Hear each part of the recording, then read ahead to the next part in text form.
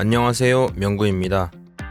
홈에서 웨스트햄에게 1대0 패배를 당하며 리그 15경기 무패 행진이 종료되었습니다. 구린 경기력으로 나름 잘 버텨왔는데 홈에서 승점 드랍은 참 아쉬운 상황입니다. 웨스트햄에게 무기력하게 패배한 이유가 무엇인지 같이 한번 보겠습니다. 먼저 라인업부터 보겠습니다. 레스터전 이후 나왔던 소식들과는 다르게 스털링 대신 메리노가 선발로 출전했습니다. 스털링은 훈련장에서도 뭔가를 보여주지 못한 것 같고 메리노는 이전 경기에서 긍정적인 움직임을 보여줬으니 납득이 되는 선택이었습니다. 한자리를 제외하면 주전 선수들이 나왔는데 좌측 풀백에 스켈리 대신 칼라피오리가 나왔습니다. 스켈리가 최근에 많은 경기를 소화했어서 관리도 해줄 겸 칼라피오리도 선발로 기용해보면서 경쟁을 시켜본 것 같습니다. 경기가 원하는 대로 풀리지 않을 때 차분함을 유지하는 것이 중요하지만 30분 동안 득점을 하지 못하자 선수들의 조급함이 눈에 띄게 늘었습니다. 선수들은 앞뒤 가리지 않고 공격에 가담했고 이는 오히려 웨스트햄의 역습을 허용하는 원인이 되었습니다. 메데고르의 패스미스로 소유권을 넘겨주게 되면서 웨스트햄의 역습이 시작됐습니다. 평소에는 전진 수비를 잘하는 수비진이었지만 전체적인 컨디션 난조와 퀄리티가 좋은 역습 자원들의 역습 스타트는 끊을 수 없었습니다. 이후 칼라피오리가 히사카에게 벗겨지면서 좋은 크로스를 허용했고 라이스는 보웬을 잘 따라오다 마지막에 놓쳐버려 프리한 헤더를 내줬습니다. 이외에 공격만큼은 잘하던 칼라피오리도 실수를 하는 장면이 있을 만큼 팀 전체적인 분위기와 컨디션이 좋지 않아 보였습니다. 이런 식으로 쿠두스한테 경기 내내 역습을 당했습니다. 그래서 후반전에는 분위기 반전을 위해 라이스 자리에 진첸코, 칼라피오리 자리에 스켈리를 투입했고 실제로 템포가 조금 올라가는 듯한 모습을 보였지만 스켈리의 무모한 태클이 경고를 받고 VAR 판독 이후 퇴장으로 바뀌게 되면서 기세가 완전히 꺾여버렸습니다. 프리미어리그 공식 트윗에 따르면 반칙이 하프라인 근처에서 발생했음에도 불구하고 쿠두스를 막을 추가 수비수가 없었으며 골키퍼 다비드 라에가 멀리 나와 있었기 때문에 명백한 골찬스를 방해한 것으로 간주되었다고 합니다. 그나마 다행인 점은 스켈리의 퇴장이 심각한 태클이 아니고 명백한 득점 기회 저지라서 한 경기 징계를 받고 메뉴전에는 복귀할 수 있다는 것입니다. 하지만 이러면 노팅엄을 상대할 때 칼라피오리가 좌측 풀백 선발로 나올 가능성이 높은데 1대1 수비가 약점인 칼라피오리가 발이 빠른 올라 아이나를 막을 수 있을지 걱정됩니다. 이번 경기도 좋지 못한 모습을 보여줬습니다. 창의적인 시도를 제일 많이 하긴 했지만 턴오버 20개로 팀 내 최다 수치를 기록하면서 역습 빌미를 가장 많이 제공했습니다. 측면에서 은어네리와 합을 맞추는데 공을 밟고 내주는 것조차 맞지 않으면서 사카, 메데고르, 화이트 때 자랑하던 유기적인 움직임이 전혀 보이지 않았습니다. 이외에도 슛이 어이없을 정도로 빗나간다던가 어렵지 않은 패스에서도 실수를 보이고 팀의 공격을 이끌기에는 부족한 모습을 보였습니다. 홈이 좋지 않을 때도 보였던 장점인 전방 압박 지휘도 하베르츠와 마르티넬리가 빠지고 트로사르와 은하네리, 스털링, 메리노와 전방 압박을 하다보니 제대로 살리지 못하고 있습니다.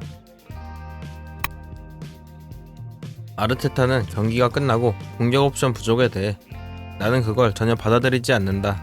나는 경기한 선수들과 팀의 기준에 대해 말하는 것이다. 나 자신도 포함해서 그건 프리미어 리그에서 우승하기 위해 필요한 수준에 전혀 미치지 못했다 라고 했습니다. 하지만 팬들이 보기엔 주전 공격수들은 다 갈려서 부상으로 못 뛰고 선발톱은 땜땜땜빵인데 부족하지 않다고는 할 수 없는 상황이었습니다. 메리노는 이 포지션이 익숙치 않은 것 치고는 주어진 역할은 다 하면서 나쁘지 않았습니다. 장점인 경합을 살려서 공격을 이어가려는 시도를 했었고 수비 라인을 타면서 뒷공간을 노려보는 시도도 했었고 아래로 내려오면서 라이스에게 침투할 공간을 만들어주기도 했습니다. 하지만 이 패스맵에서 보이는 것처럼 메리노에게 이어진 패스 자체가 적었습니다. 고립되는 상황이 많아지고 웨스트햄이 메리노에게 여유로운 공간을 주지 않으니 터치와 패스 성공이 매우 적었고 슛을 2번 시도했지만 유효슛이 없었습니다. 그렇다고 해서 메리노를 못했다고 비판하기엔 톱 선발로 나오는 상황 자체가 말이 안 되는 거라 무난하게 수행했다고 볼 수 있습니다. 그리고 메리노에게만 기회가 있던 건 아니었습니다. 매치 도미넌스에 나와 있다시피 공을 갖고 있던 시간은 많았고 슛도 20개나 기록했습니다. 하지만 유효슛은 단 2개로 선방은 2번밖에 나오지 않았고 빗나간 슛이 8개, 수비에게 막힌 슛이 10개나 됐습니다. 유일한 유효슛에 실점했지만 너무 가까운 거리의 헤더였어서 막기 쉽지 않았습니다. 빌드업 과정에서 한 차례 불안하긴 했지만 맡은 역할을 잘 수행했습니다. 오른쪽 측면에서 은원네리에게 공격을 지원했지만 결과물을 만들어내지 못했습니다. 쿠두스의 위협을 나름 잘 처리했지만 쿠두스가 칼라피오리 쪽을 공략하기 시작하면서 해줄 수 있는 게 없었습니다. 보행과 쿠두스의 끊임없는 압박에 불안한 모습을 보였습니다. 평소보다 낮은 수준의 경기력을 보였습니다. 패스가 부정확한 경우가 많았고 실점 장면에서 완비사카에게 너무 많은 공간을 내줬습니다.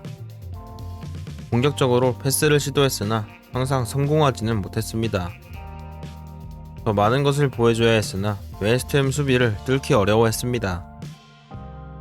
평소의 경기력을 보여주지 못했고 실점 장면에서 보엔을 완전히 놓쳤습니다. 휴식이 필요해 보입니다. 안쪽으로 치고 들어가는 드리블을 자주 시도했지만 수비에게 막히며 큰 영향력을 보여주지는 못했습니다. 좋은 패스와 전방 침투를 시도했고 톱 움직임에 금방 적응하는 듯 보였으나 득점 기회는 만들어내지 못했습니다. 계속해서 크로스를 시도했지만 마무리가 아쉬웠고 수비를 뚫기 어려워했습니다. 분위기 반전을 위해 투입됐으나 무모한 태클로 퇴장당했습니다. 이 경험을 통해 배우는 게 있었으면 좋겠습니다. 라이스를 대신해 미드필더로 투입됐지만 큰 영향을 미치지 못했습니다. 의미 있는 활약을 하지 못했습니다. 3개월 만에 복귀전이었지만 출전 시간이 짧아 점수는 주지 않았습니다. 이번 경기의 베스트는 라야, 워스트는 웨데고르입니다. 메리노의 레스터전 멀티골은 요행이었습니다. 메리노 톱에게 의존하는 상황 자체가 웃기는 상황입니다. 하지만 최소한 마르티넬리가 돌아올 때까지는 지금이 최선이라 과정이 좋지 않더라도 결과는 가져올 방법을 찾아내야 합니다.